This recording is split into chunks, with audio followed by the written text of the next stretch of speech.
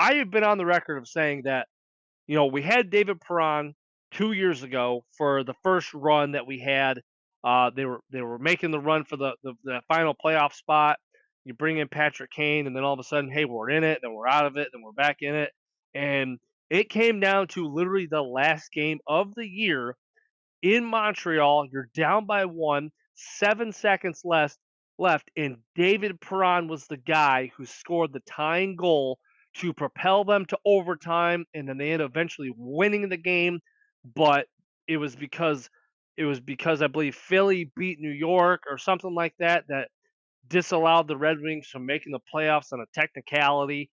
But the 2 years that David Perron was here, I really do think that he was one of the key players in getting the culture going in the right way for the Red Wings.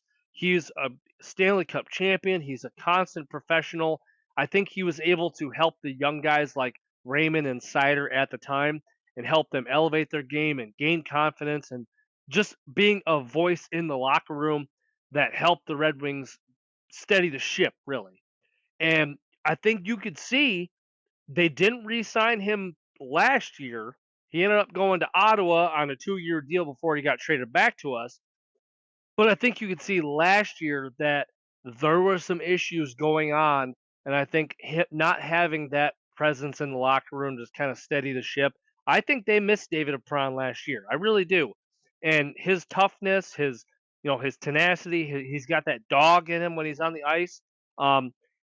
Think about, was it 2 years ago when Larkin got knocked out on the ice? David Perron was the first guy to go after. I believe it was Ottawa they were playing. He was the first guy to go after whoever hit Larkin. Didn't care who it was. He was just swinging. He ended up getting suspended out of the deal, but they need that kind of guy.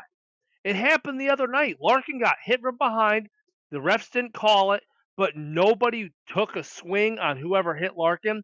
They need that kind of guy who's going to just hit the shit out of you for no reason.